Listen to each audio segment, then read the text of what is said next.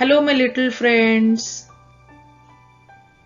Welcome to my 4th standard class. Subject Environmental Studies, Science. Student, in previous video, we have learned lesson number 11, A Look Inside the Body, part 3. The contraction of heart is called heartbeat. We can feel the throbbing of our heart if we place the hand on our chest. After every contraction, heart relaxes. This goes on continuously without stopping. Placing the hand on the blood vessel, passing through the wrist, we can feel the pulse. Pulse is due to heartbeats. Do you understand? Okay.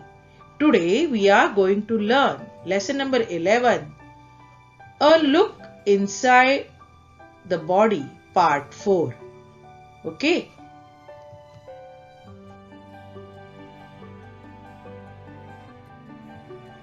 Let's start the remaining part of the lesson. Lesson number 11. A Look Inside the Body. Okay. Use your brain power. When the heart contracts, the blood in the heart is pushed into the blood vessel. What could be the reason for that? पाहता हृदयाचं अंकुंचन पावलं की रक्तवाहिन्यामध्ये हृदयातील रक्त ढकलले जाते. मग याचं कारण काय आहे बरं, असं त्यांनी या ठिकाणी तुम्हाला विचारलेलं आहे. The heart is like a closed bar containing blood. When it contracts, there is a pressure on the blood present in the heart. If a pressure is applied to a liquid in a closed space, it gushes from wherever it finds its way out. Similarly, when pressure is put on the heart, due to its contraction, the blood is pushed into the blood vessel. Okay. Now, we will see the information about lungs. Means फुफ्फुसे. Look at the picture. When we breathe in, we take air in through the nose. आपण श्वसन करतो तेव्हा नाकावाटे हवा शरीरात घेतो. The internal organs through which this air is supplied to the body are called lungs. ती ज्या अंतरेंद्रियांमार्फत शरीराला पुरवली जाते की नाही, त्यांना फुफ्फुसे असे म्हणतात. It is called lungs. We have 2 lungs. आपल्याला किती फुफ्फुसे आहेत? 2. इथे दाखवलेली आहेत पहा चित्रामध्ये. ही 2 आहेत फुफ्फुसे, एक उजवीकडे आणि एक डावीकडे. They are situated in the thoracic cavity. कुठे आहेत बरं ही वसलेली? तर thoracic cavity मध्ये, म्हणजे वक्षपोकळीमध्ये ही फुफ्फुसे आहेत. One on the right and the other on the left. एक उजव्या बाजूला आहे आणि एक डाव्या बाजूला आहे. The heart is between the lungs a little to the left. म्हणजे हार्ट आहे की नाही, हे बघा इथे दिसतंय रेड कलर मध्ये. हे हृदय आहे आपलं. हार्ट मीन्स हृदय आहे. हे जे हृदय आहे, हे हृदय 2 फुफ्फुसांच्या मध्ये किंचित डाव्या बाजूला असते. इथे दाखवलेलं आहे पहा. There the left lungs has a slight depression. Means तिथे डाव्या फुफ्फुसामध्ये खोलगट जागा असते. The right lungs is slightly bigger than the left lung. उजवे जे फुफ्फुस आहे की नाही, हे डाव्या फुफ्फुसापेक्षा थोडेसे मोठे असते. इथे दाखवलेले आहेत पहा. A pipe like internal organs carries the air we breathe in into the lungs. श्वासाबरोबर आत घेतलेली हवा फुफ्फुसांपर्यंत पोहोचविण्यासाठी एक नळीसारखे आंतरेंद्रिय असते. It is called the wind pipe आणि यालाच काय म्हणतात श्वासनलिका. The wind pipe separates into 2 branches. श्वासनलिकेला पुढे 2 छोटे फाटे फुटतात. Each branch is called a bronchus आणि त्या फाट्यांना श्वसनी असं म्हणतात. When we breathe in the lungs expand a little. श्वास घेतल्यामुळे फुफ्फुसे थोडी मोठी होतात, प्रसरण पावतात, एक्सपांड होतात.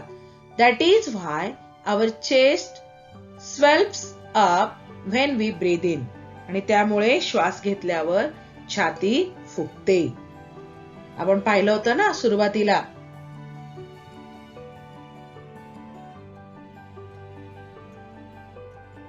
The functions of the heart and the lungs depend on each other.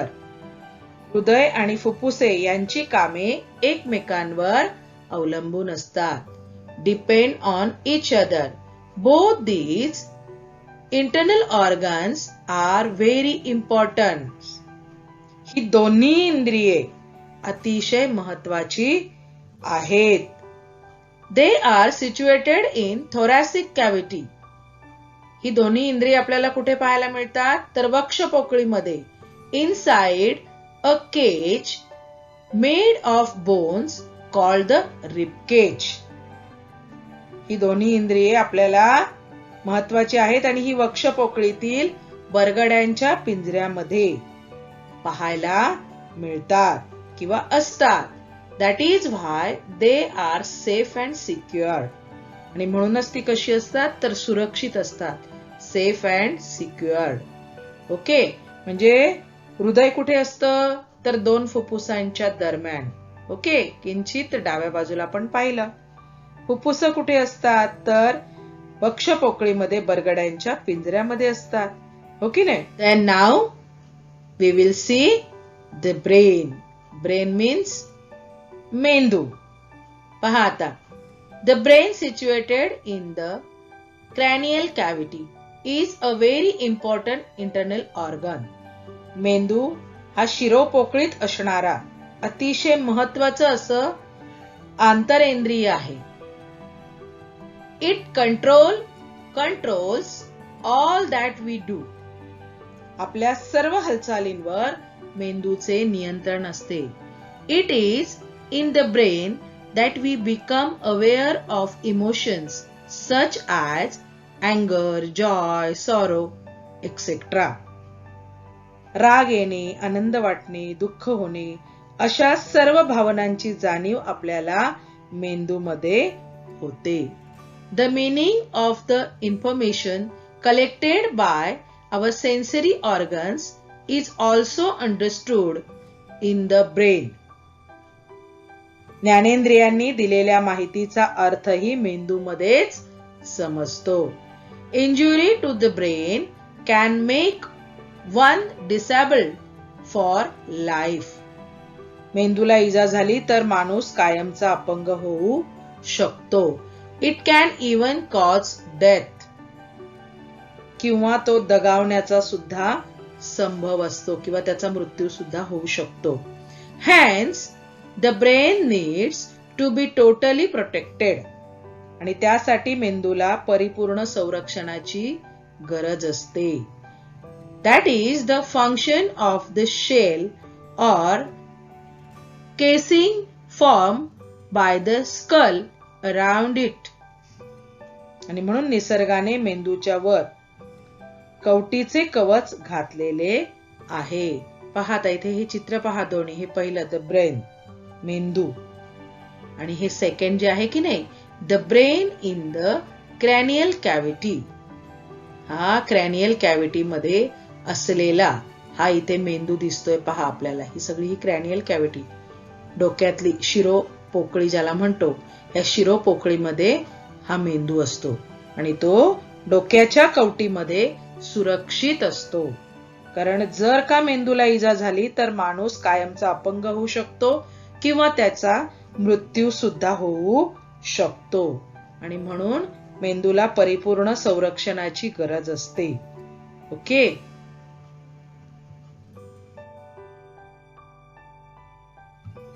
Do you know? माहित आहे का तुम्हाला? When we learn a poem, it is registered in the brain. आपण कविता शिकतो किंवा पाठ करतो तेव्हा ती आपल्या मेंदूमध्ये नोंदवली जाते. That is why we can remember it. म्हणून ती आपल्या लक्षात राहते. This work of remembering is called memory. मग मेंदूच्या या कामाला स्मरणशक्ती असे म्हणतात. मेमरी, स्मरणशक्ती. The structure of our body is very complex. मानवी शरीराची जी रचना आहे की नाही, ही रचना अतिशय गुंतागुंतीची आहे. कॉम्प्लेक्स मीन्स गुंतागुंतीची. There are a large number of organs inside our body which help it to perform all its functions smoothly. आपल्या शरीराचे काम व्यवस्थित चालावे यासाठी शरीरात कितीतरी आंतरेंद्रिय आहेत. आपण पाहिले ना, लंग्स, हार्ट, ओके नाही. It is very interesting to learn about all these organs. त्यांची रचना आणि कामे यांची माहिती खूप मनोरंजक आहे. Do find out more about them as you grow up. मोठेपणी ती तुम्ही जरूर मिळवा. ओके, मग आपण काय शिकलो बरं आज? What we have learn. आपण काय शिकलो? The numerous important functions that go on inside our body are carried out by different organs. शरीराच्या आत चालणारी अनेक महत्वाची कामे वेगवेगळी इंद्रिये करतात.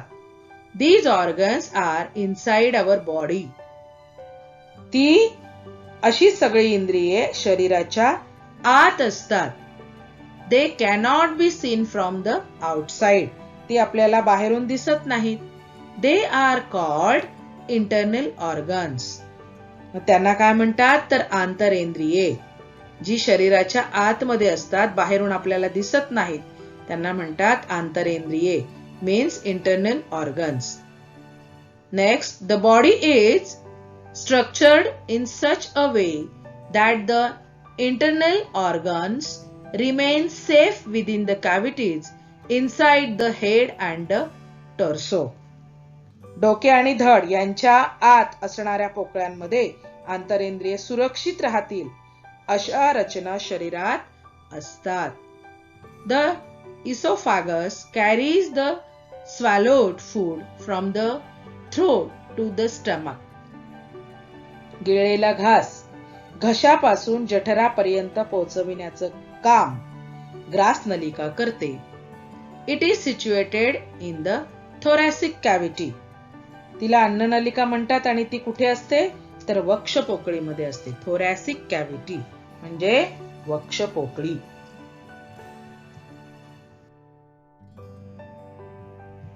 The heart keeps the blood flowing through the blood vessel spread throughout the body.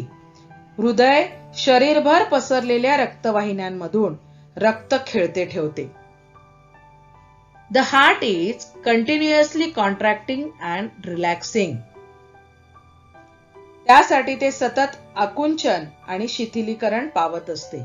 आकुंचन आणि प्रसरण पावत असते. शिथिलीकरण म्हणजेच प्रसरण. The contractions of the heart push the blood from the heart into the blood vessel. हृदयाच्या आकुंचनामुळे रक्तवाहिन्यांमध्ये हृदयातील रक्त ढकलले जाते. पुश म्हणजे ढकलणे. The lungs are the organs through which the air we breathe in is supplied to the whole body. श्वसनावाटे शरीरात घेतलेली हवा ज्या आंतरेंद्रियांमार्फत शरीराला पुरवली जाते त्यांनाच फुफ्फुसे असे म्हणतात. The right lungs is a little bigger than the left lung. उजवे फुफ्फुस डाव्या फुफ्फुसापेक्षा थोडे मोठे असते. The heart and the lungs are held safely in the ribcage in the thoracic cavity. हृदय आणि फुफ्फुसे वक्षपोकळीतील परगड्यांच्या पिंजऱ्यात सुरक्षित असतात. And last, our brain is a very important internal organ. आपला मेंदू हे अत्यंत महत्वाचे अंतरिंद्रिय आहे. It has a safe place inside the skull. शिरोपोकळीमध्ये कवटीच्या आत मेंदूला सुरक्षित स्थान असते. कंट्रोलिंग मुवमेंट्स म्हणजे काय? तर हालचालींवर नियंत्रण असणे. Becoming aware of emotions. Becoming aware of emotions म्हणजे भावनांची जाणीव होणे. And interpreting the information collected by the sensory organs are the function of the brain. म्हणजे ज्ञानेंद्रियांनी दिलेल्या माहितीचा अर्थ लावणे. Interpreting the information collected by the sensory organs. Sensory organ म्हणजे काय? ज्ञानेंद्रिये. ज्ञानेंद्रियांनी दिलेल्या माहितीचा अर्थ लावणे. ही सगळी कुणाची कामे आहेत? तर मेंदूची कामे आहेत. Controlling movements, becoming aware of emotions and interpreting the informations collected by the sensory organ. Okay, ही सगळी मेंदूची कामे आहेत. Always remember, नेहमी लक्षात ठेवा, in any accident, if the head is hit, the skull can get broken. अपघात झाला, डोक्याला मार लागला तर कवटीला इजा होऊ शकते. If that happens, it can cause injury to the brain. त्यामुळे जर मेंदूला सुद्धा दुखापत होऊ शकते. Then the person can become disabled for the life or even die. आणि असं जर मेंदूला इजा झाली तर, दुखापत झाली तर माणसाला कायमचं अपंगत्व येतं किंवा माणूस दगावू सुद्धा शकतो. That is why one must always wear a helmet when riding a motorcycle or scooter. आणि म्हणूनच फटफटी किंवा स्कूटर चालवताना आपण हेल्मेट वापरावे. ओके, तुम्ही या सगळ्या पाठाचे तुम्ही काळजीपूर्वक वाचन करायचे आहे. न्यू वर्ड्स, हार्ड वर्ड्स तुमच्या नोटबुक मध्ये लिहायचे आहे. ओके,